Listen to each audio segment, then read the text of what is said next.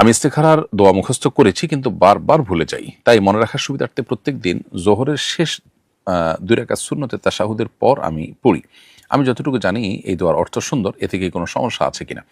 উত্তর হলো নামাজের কোনো সমস্যা হবে না, তবে শেষ রাকাতে আত্তাহিয়াতু এবং দুরুদের পর দয়া মাসুরার জায়গায় আপনি এটা পড়লেন, দয়া মাসুরার সময়টা পড়লেন, সেটা ঠিক আছে। কারণ দয়া মাসুরার জায়গায় আসলে কোরআন সুন্নাহ প্রণীত দোয়া আল্লাহ তাআলার কাছে নিবেদন করা যায়।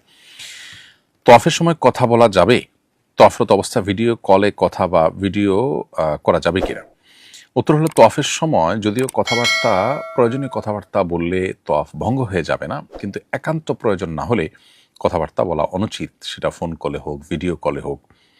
এগুলো থেকে বিরত থেকে পরিপূর্ণ আল্লাহর দিকে মনোযোগী হওয়া, আল্লাহর প্রতি মনোনিবেশ করা এবং আল্লাহর স্মরণ করা, এটা হলো আমাদের কর্তব্য।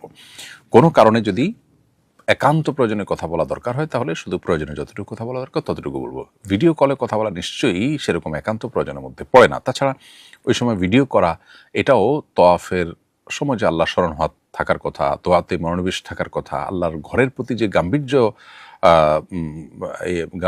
আল্লাহর ঘরের যে গাম্ভীর্য সেটা বজায় রাখার যে একটা ব্যাপার আছে সেটার পরিপন্থী। এই জন্য ভিডিও করা, ভিডিও কলে কথা বলা, অপ্রয়োজনে মোবাইলে কথা বলা বা আড্ডার ছলে আপনার তওয়াফ করা, এটা একেবারেই তওয়াফের যে রূহ বা প্রাণ সেটার জন্য ক্ষতিকর।